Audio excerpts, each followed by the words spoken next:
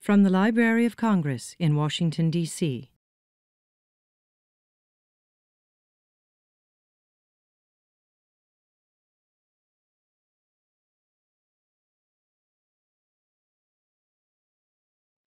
I'm Anne McLean from the library's concert office, and it's my great pleasure tonight to be talking with all four members of the Artemis Quartet. We're expecting 3 out of 4, and we got the whole quartet. This is very exciting. Gregor Siegel, Anthea Creston, Vinita Sareka, and Eckhart Runge. Welcome. As probably some of you know, this quartet is one of the most foremost groups on the stage today. Their superb artistry, stellar musicianship, and sheer exuberance make their performances memorable. The Financial Times talks about a vitality that's utterly compelling, and probably a few of you tonight, like me, have a wonderful memory of their appearance with us a few seasons back. Eckhart, you performed here then, but you're the only one of this group. But Anthea, you performed at the Amelia Quartet, a trio, didn't you? Yes, I did. Wonderful. So that's one of the things I thought would be interesting to talk about, is continuity and how groups change and develop over time, and new people and so forth and so on. You appear regularly in an impressive number of the world's great concert halls on 4 continents, and I believe you now curate your own series at 3 of them. Say which ones they are and how you work these. How do you do it? How do you fit that in?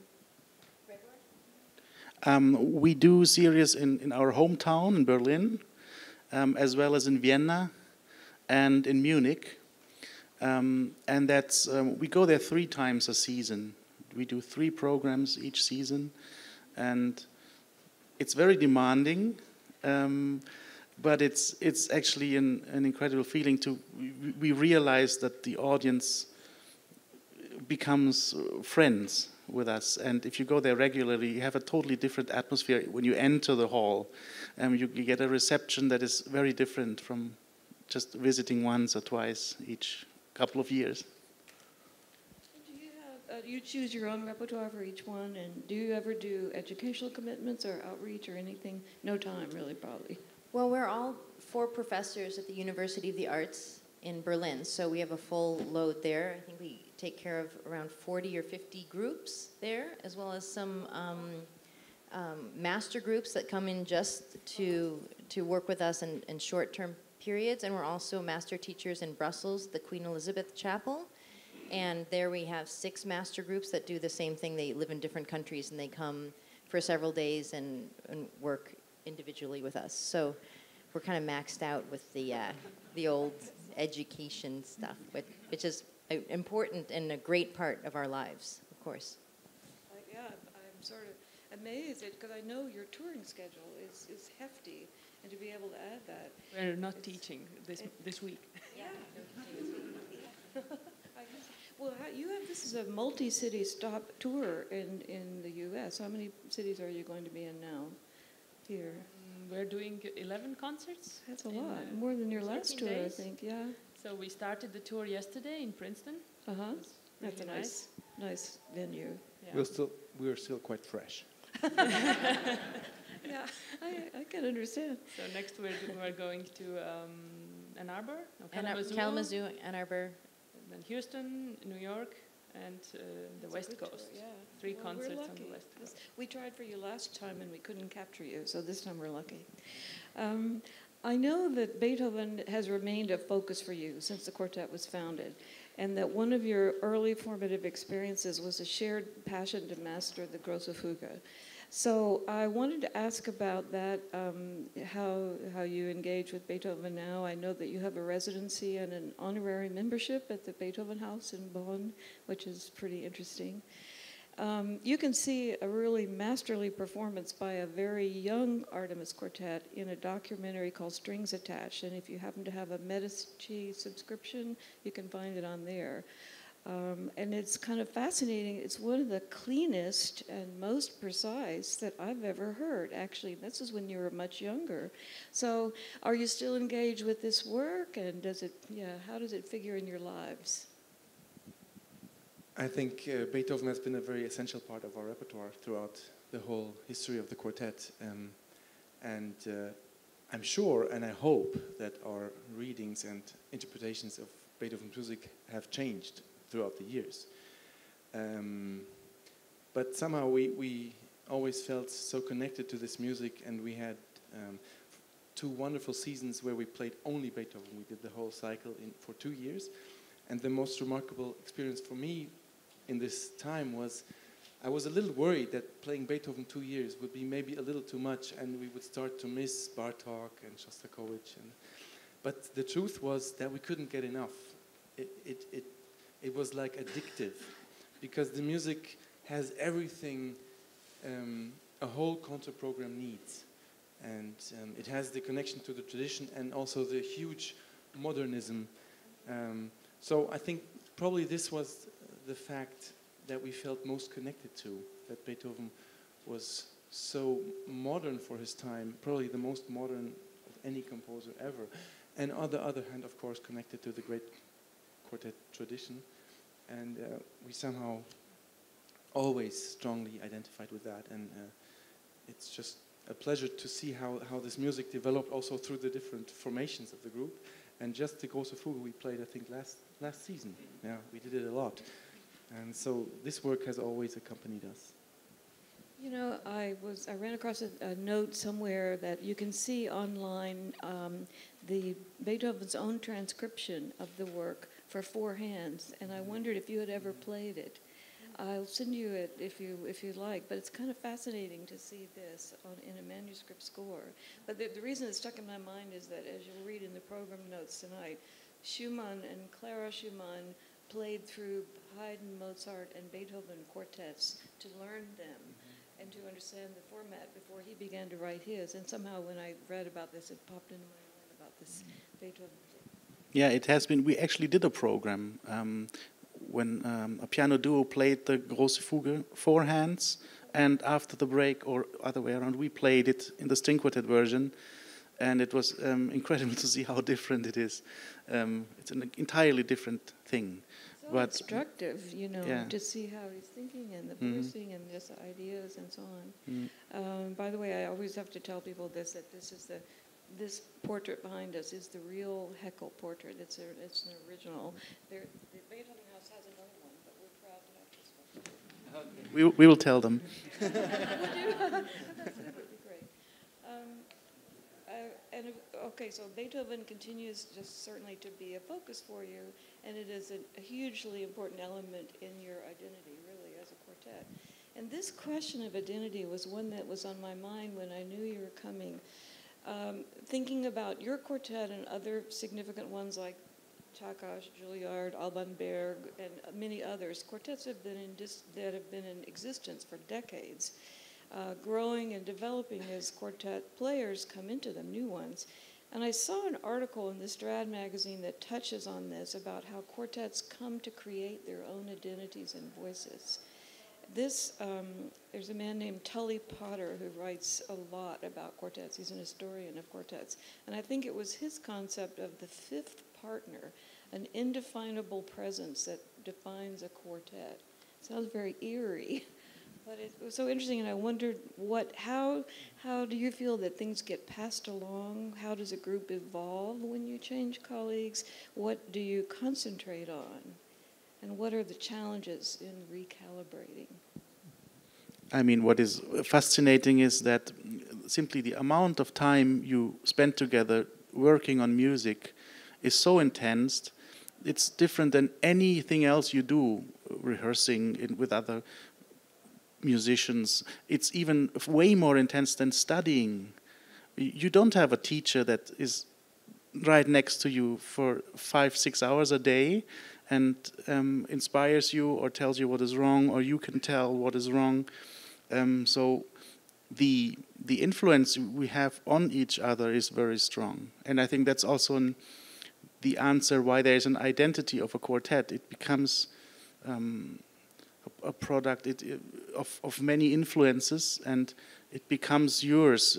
We influence each other, and we find something that is common.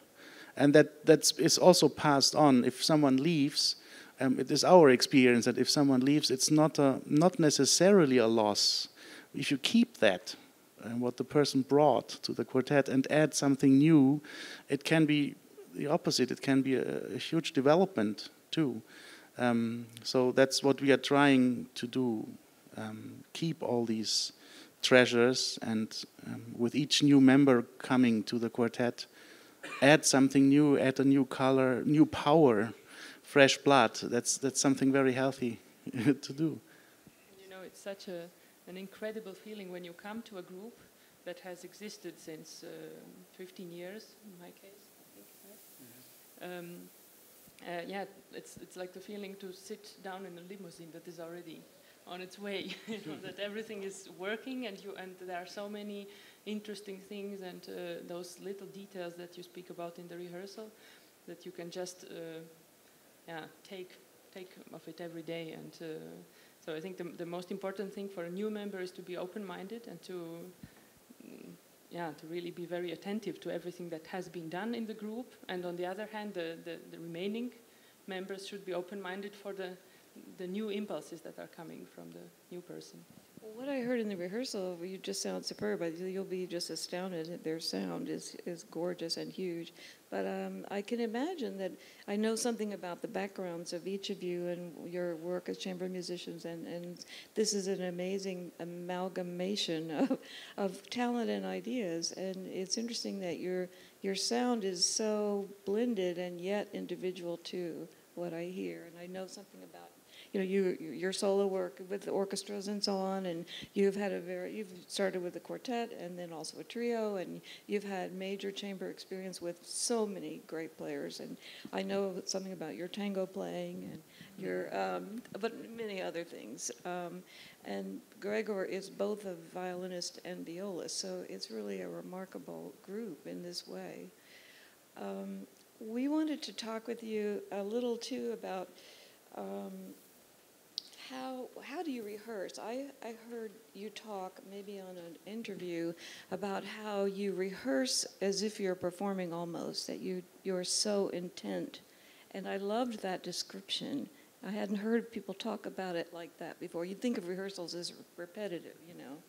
Well, I think that what we try to focus on is that we don't do the music for ourselves. Mm-hmm. It doesn't make sense that we enjoy the music. I mean, we do, but that's not our issue.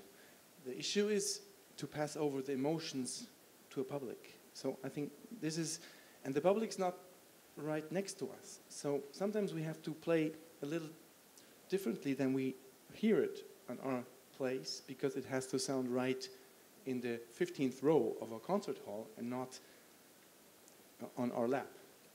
So I think to do that, or to be in that mode or in that spirit, every rehearsal has to have the focus on how do we get out what we think the composer intended emotionally.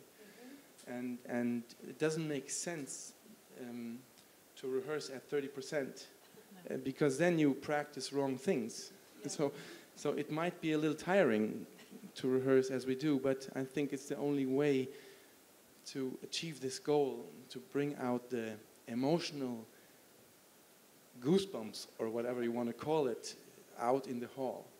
And that's just a thing we've always done from the very first day somehow. I don't know why, but we did. I think also technically it changes a lot. If you don't rehearse 100%, with the adrenaline of the concert, then the stress will be huge if you're in a different situation, if you have never felt that before rehearsing. So that's another reason why we try to keep. And I think you were saying in this interview that I watched, that you always feel that if you do something a little differently, that your support colleagues will be very supportive and they will notice you, and it's like a network underneath you, or a net underneath you. You never have to think about it. You feel freedom to experiment and jump out there and so on. I was thinking, when you're talking about the expression of emotion, I was thinking when we had the Minguette Quartet here a few months ago, we had an interesting conversation with them because they were playing the Kreutzer Sonata of Janacek, which is, of course, has a very intense and dramatic program based on the Tolstoy short story. and it has many, tremendous psychological shifts. And if you've ever seen a picture, do you remember the old Taboo perfume ad where the man has a violin in one hand and he grabs the woman with the other? That image is sort of relates to this. Some people relate that image to this. But anyway, what was interesting was that they said, we were talking about programs and whether they chose to pursue a programmatic approach or abstract approach. They said vigorously that they do not look at any exterior sources. They do not think about the program at all. They only go for the abstract music, and they work from that to create their own version, their own drama. And I was just curious about that for you. Do you mean when we're programming, when we're figuring out which pieces that No, should go I mean, together? literally, do you choose to read such background material and learn about the history and so on? Oh, I absolutely do. We probably are all different, actually, and that's quite different. And that's probably very good. But I'm a big reader, and I'm a big researcher, and yeah. I try to, whether it's even something related to that particular work, I'm constantly drawing things from around that period, maybe historically what was happening at the time, what wars were happening, what was happening with that person's life, what was happening with their love life, with their children. I'm like that too. Yeah, I'm everything, absolutely. It's all, and when I hear, and I want more Clara. I'm always, and they're like, oh, okay, it's a little too much Clara. I'm like, Clara. And so I'm always, I'm just thinking about, Robert and Clara, and then Brahms, and I just, I always put too much Clara on there. But I mean, that's because but everyone's different, and I think that's the magic. Yeah. I don't even know how much you guys do. No, I do that too. I can read. No, what I find astonishing is, because there's always that question: is music up? For example, is Beethoven's music up to date? Is it old music? Mm-hmm. I think that this is not even a question to ask, because the more we pick up that music again and again, we realize that this is actually something right there. It's an emotion. It's something you can feel. It doesn't matter when you feel love or pain or desire. It didn't change. So to realize that this is such an incredible achievement, how is it actually possible to put this on paper with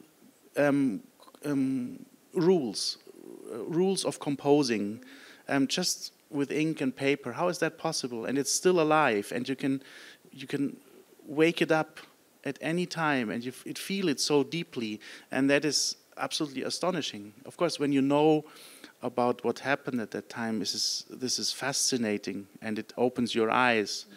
But at the same time, it is so. It's just right there, and the better the composer, the more obvious it is what you can read in the score. It's just with Beethoven, in my opinion, there are just not two opinions about if something is in a certain way.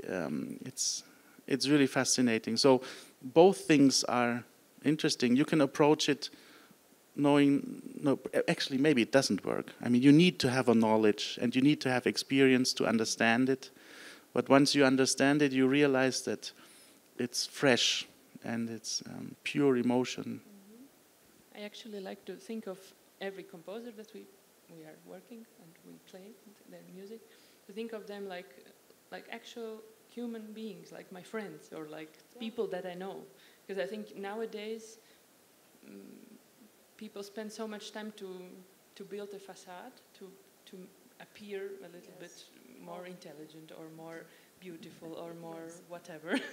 And in the society it's sometimes a bit annoying that it's impossible to see the real human being behind that. Mm-hmm. And I think music is a fantastic thing, because it's like a mirror. It's like there's no place for this facade. You can really feel the person that Mozart was, or that Schumann was, or with all their emotions, with their naiveness maybe, or their shyness, or their great passion, and that's that's great. The great thing about music. Exactly. And an amazing part of being an American and having moved to Berlin and teaching at the university where we teach is Clara Schumann taught there and Robert taught there, and we walked the same walls, the same halls, and you see the doors where they were, and it's the so many great names of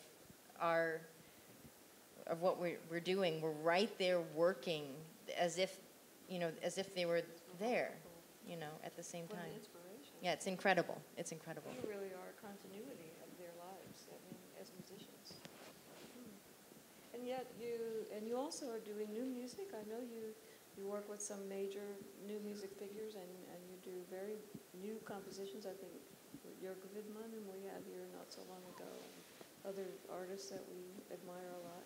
Do you have any new ones coming up, new compositions you're going to premiere? Yes, we have it in the. We are doing a project in the Beethoven year coming up, 2020. We asked 3 composers that are very close to us to write something, and we wanted to avoid doing the cycle, while 25,000 other quartets do that. So we do play Beethoven, and we asked Jörg Widmann and Petris Vasks, a Latvian composer, and Lera Auerbach to write for us. And that will be 3 programs that we do in our cycles. But we also do, actually, I don't know if I'm allowed to say, but I'm going to say it anyway. The American premiere of the Auerbach piece will be at Carnegie in 2020. I'm not sure if it's the premiere or the American premiere. I'm not really sure. But that's something coming up. Those are 3 great composers that you've chosen. I would hope that maybe I'll try to remember this and come up to do this, to hear them. Let's see. So back to the sort of the more mundane things. I'm just curious about how you chose to stand and only Eckhart be seated. How I can see that this is very freeing. When did you start doing this? We started this about 10 years ago, and initially it was a medical issue because there were back problems of our former first violinist, and playing the violin is a very unnatural thing anyway.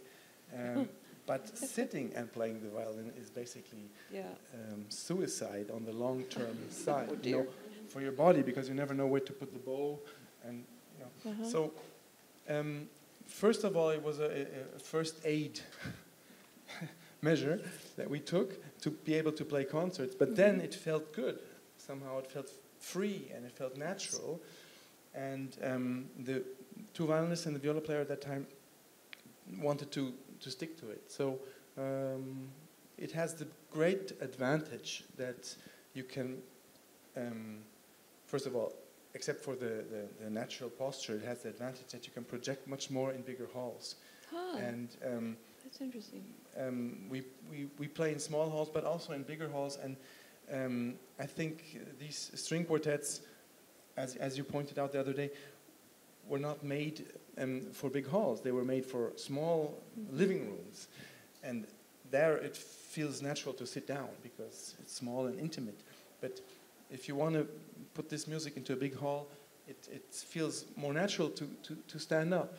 And of course, there are some disadvantages also which need to be considered, that a certain intimacy also, which is in quartet music, doesn't get lost by the gesture of standing up like a soloist and projecting and presenting, and the freedom to move also needs more control than sitting down, because sitting down you cannot move so much, right? So there are all these issues that we had to work a little bit on, but I think in the end it gives a bigger palette, and so it became also part of our group somehow, and we carry around a little podium which I sit on, so that the playing level of sitting down all together is sort of simulated by the elevated height. So we kind of have our heads and our instruments on one layer, like it is the case when we all sit down. So we got used to it, and we kind of enjoy it. It's interesting. I don't think I've ever seen a quartet of your type, not a Baroque quartet, not a period group play all standing up except for one. So I think it does make a wonderful sound, actually. I was just noticing when I was hearing your rehearsal. It is a very different sound for me. And I want to talk with you to get your perspective on some of the pieces on the program and in just a moment. And I also wanted to ask you about your life outside the quartet. So I know that you have this duo with a pianist that you have worked with for a long time, for example. And I know that 3 of you, have children too, so that's a huge responsibility. I don't know how you do this. So what do you do just for pure fun? If you have little kids, that's the answer. You come home and they don't care at all. If you just return from Carnegie, you're confronted with very basic stuff, and so refreshing. And it's just the very best way to recharge is to just go home and be with a kid. It's totally, it's the best thing to do. I've recently become really interested in writing, and I have a blog that I write, and I just started an online book club. And so, and the online book club is really exciting. Eugene Drucker from the Emerson Quartet is my first guest, and he's speaking about his book. And I don't really know how to write, but it's really fun. And it's become an obsession for me and kind of a new part of my life. Well, I've read just a few of your blog entries, which were very interesting, and I want to go back and read more. Are they all on Slipped Disc? If you're not familiar with this website, I think you would really like it, slippedisc.com. It's a long-standing, very interesting musical site. Originally, I guess it's Norman Lebrecht, but anyway, I saw the blog that you did about the Curtis sound, which interested me, and I wondered if you would maybe talk just a little bit about that, because having perspective on this, what this sound is, I've never seen it in writing. I've never heard it talked about. But what made me note this when I saw your blog was we just had the Dover Quartet here. And as soon as they began to play, I said, wow, they've all been to Curtis. And I hadn't really thought about that. There are other people, too. As soon as you walk in, you hear it. There was a young man, a young bassist, Xavier Foley. I heard him at the Kennedy Center 2 weeks ago, and I said, oh, he's been to Curtis. But what is the sound? Well, I think it's this extremely... well, Curtis is a warehouse of all musicians, and music and musicians. It's kind of like, come here and tell us everything you've learned and all the people that you, and it takes care of the older musicians, and it brings them in, and it just nurtures them, and then of course they have these fantastic young students.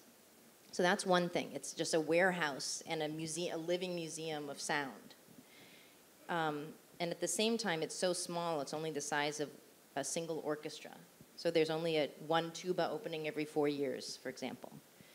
And the orchestral training for so many years with Otto Werner Müller, it was so rigorous, and some people say that there was no human that had a more depth of knowledge of Western classical music than Müller. And he just trained us, and then, of course, about 20% of the principal players in all the top 10 American orchestras are Curtis trained. So that goes throughout, and the conductors, and it's like this web, and there is only one way to play a quarter note. There's not a negotiable quarter note length.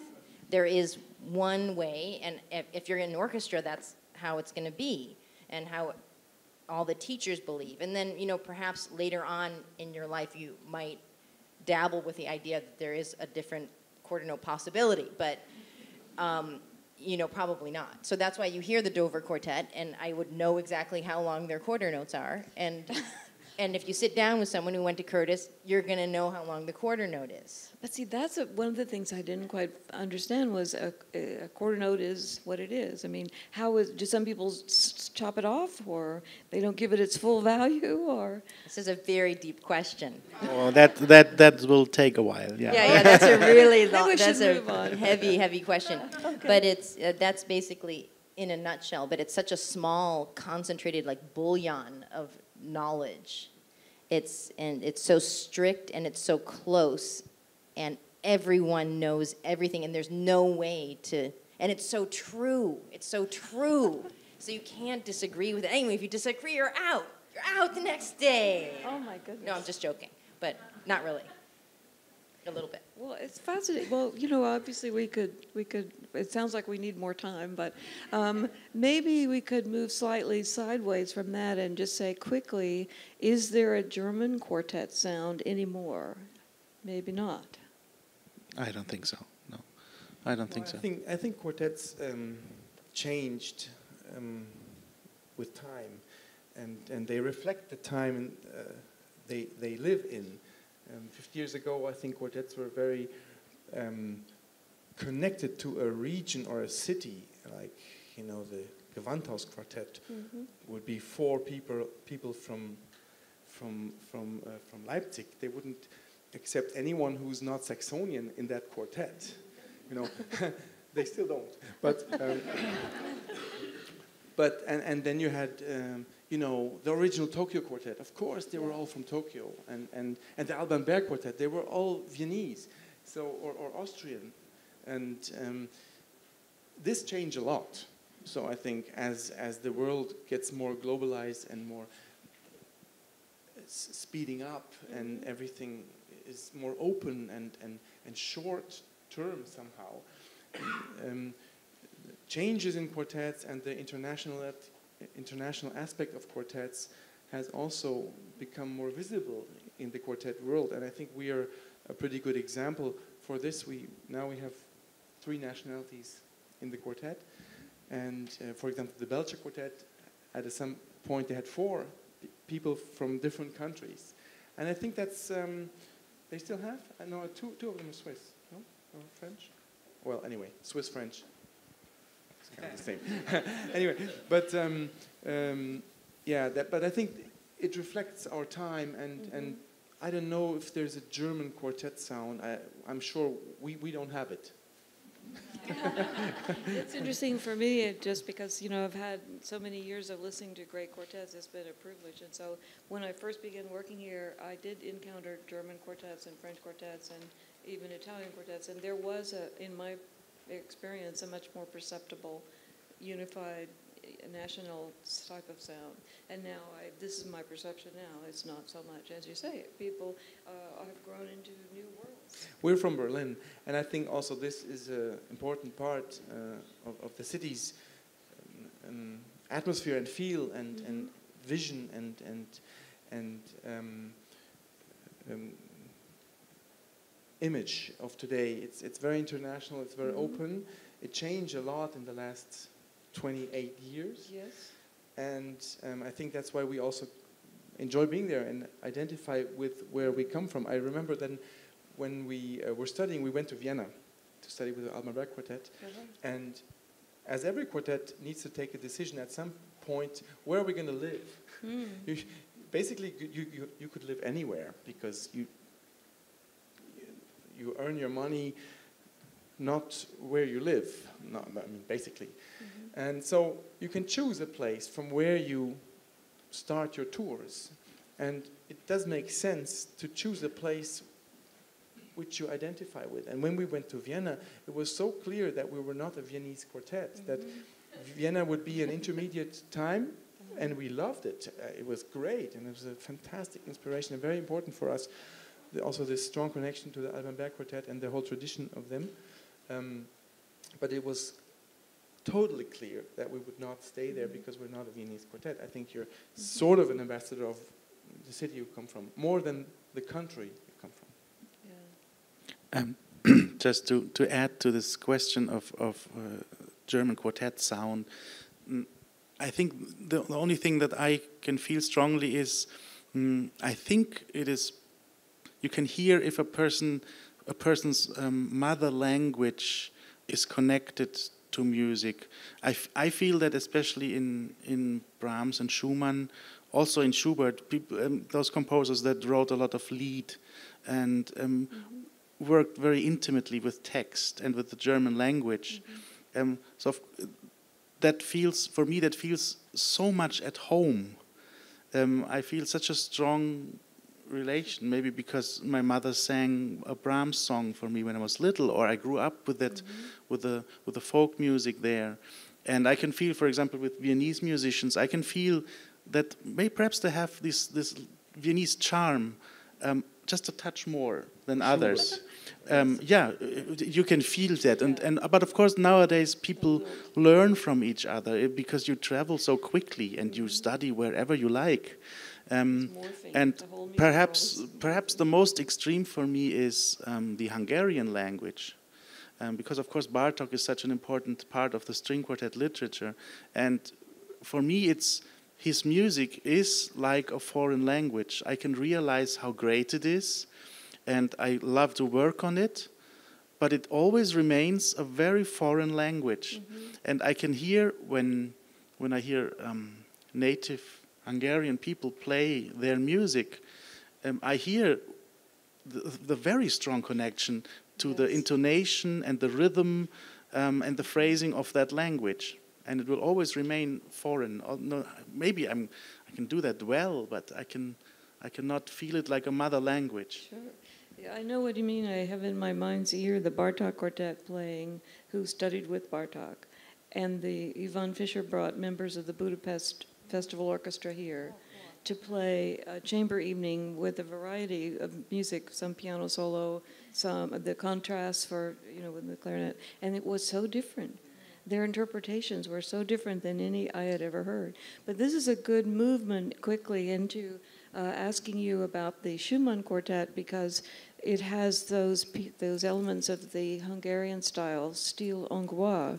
And can you maybe tell a little to the audience about what they'll hear in this piece, the Hungarian style elements?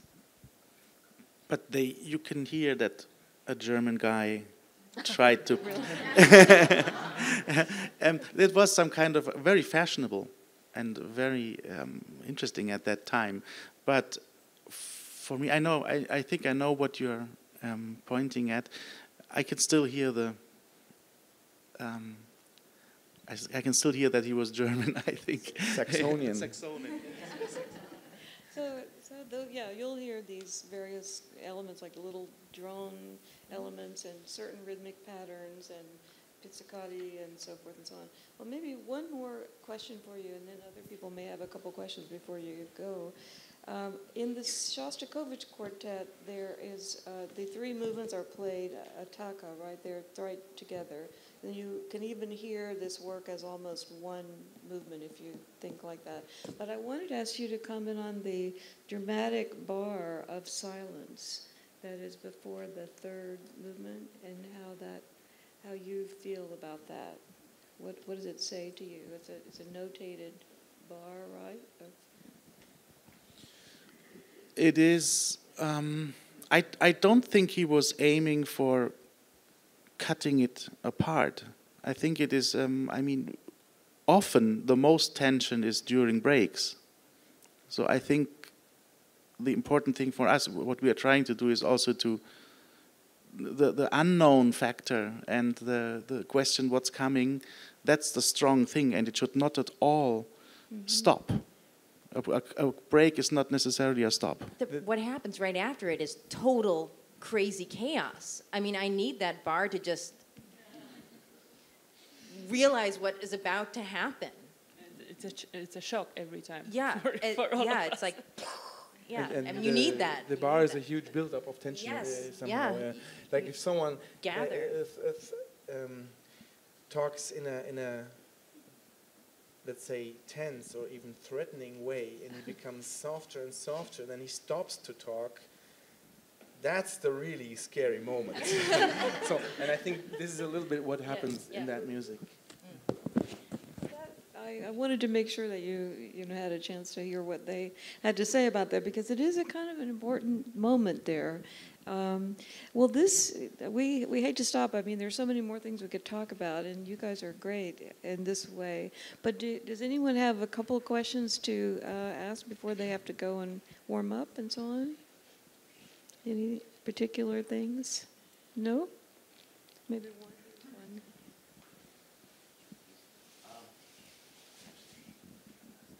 You mentioned the experience of working with quartets from different countries with master classes, and it amplifies your experience of the possibilities of quartet. I wonder if you listen to recordings, and what is your response to them? Does that add a dimension that's important for you to understand, or is there something more alienating that doesn't give you the same experience? Well, I think we're all four very different with it also. It's like with reading and that background thing. I think for me personally, of course I listen to recordings in the beginning to know the piece, so I listen to a couple of them, not to influence myself too much, so I pick maybe 3 or 4 different versions. But then during the time when we build up our own version, I try not to listen at all. I listen to other pieces of that composer, but because I think it's you don't realize the moment when you get influenced by something that is great, maybe a version that is totally at my taste, but I just want to make sure that it's our version, and it's not that we stay honest with what we feel the composer wanted, and not some other great artist's thought, So, but of course, it's always interesting to also listen to other people and to keep surprised by the other options that they find. Also, listening to other people's performances not only inspires you to do the same, it might also make you think why I want to do it differently, or why is it that my version sounds so differently. And I think it's important to listen a lot and to go to concerts a lot, because, or even negative things, something you don't like, can influence you a lot and make you learn. And also, I don't think there's a danger that, in our case, I think I can say the danger of copying something is not there, because no matter how much you listen or how much you learn from someone, you always have your own voice, and as soon as you play it and perform it, it will sound different anyway. And it's the same like with the greatness of that music, what I said about Beethoven, that it's so pure. And it's the same when you are an honest musician that tries to make honest music and just project your own emotions, it will sound like you. It will not sound like someone else. So I don't think there's a danger, and I think it's very healthy and very inspiring to listen a lot. And of course, there's, for us string quartet players, it's so. I think I can speak for all of us. When you listen to a different quartet, a good quartet, it's so much joy, because I can't listen to my own recordings. I only hear mistakes, and I remember the moment we did it and why we did it and when we rehearsed and when we had a fight about it, and it's very hard. And when you listen to another good group, you can let go and you can see that music in a different light, and it's so great. I love it. Any other? Did you have a question?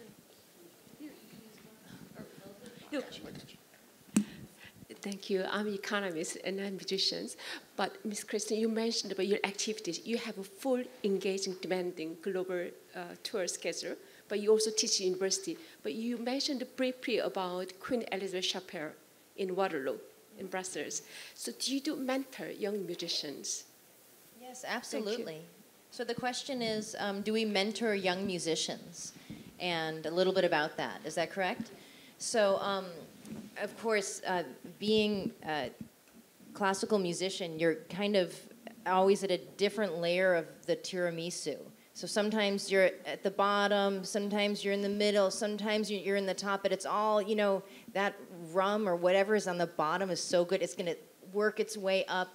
And so not only do we learn by teaching, but I'm so inspired by those students. And then when I get that score, oh, they're going to be working on this piece, and then I dig out my old score and I see my old, and then I scan it and I send it to them. I'm like, oh, these are Isaac Stern's fingerings. You're going to love these. And I send them early. And so I relearn, I reconnect with how long is a quarter note? No, I'm joking. But it reteaches us, and it reinvigorates our own passion. And then also, not only that, we are so lucky. You should hear these students we get to teach. They're unbelievable. They are so, I'm like, I want to be in that quartet. You know, they are just so fantastic. Like recent people who graduated from our class, a Rod string quartet, I don't know if you've had them yet. Unbelievable. These guys are crazy.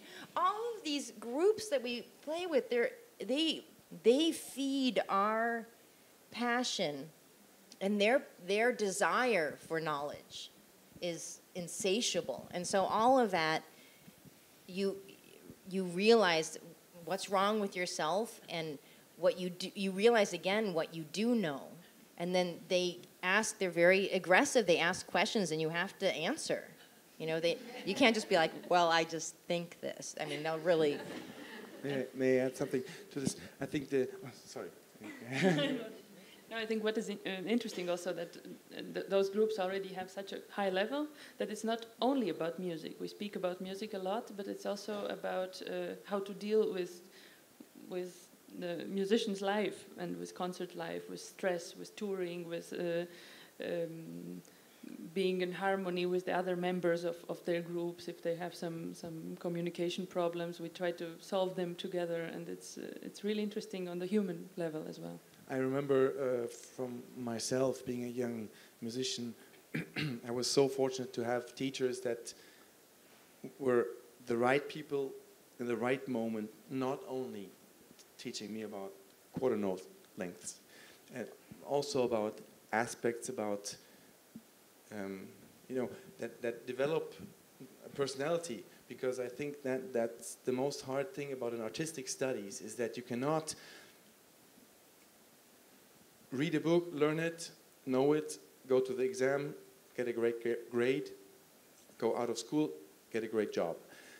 That doesn't work. There's so many other aspects of the building of a personality, of character, of self-confidence, of sensitivity. Of course, they all have to already somehow be there in a talent.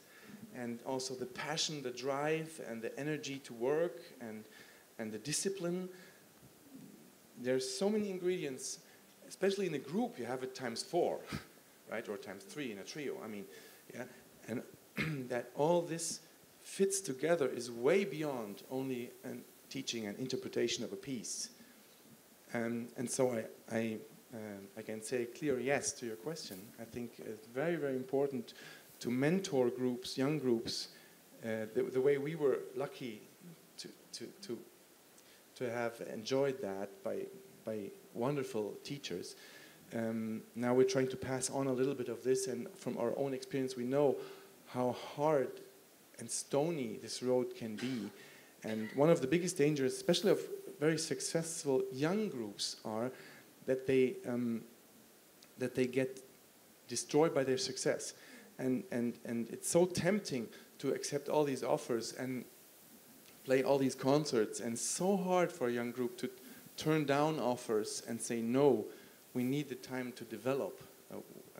And this is, for me personally, always a great challenge to consider with these groups, to maintain the sustainability of a group, because young people tend to lose that out of their sight. And we were lucky enough to kind of survived until today.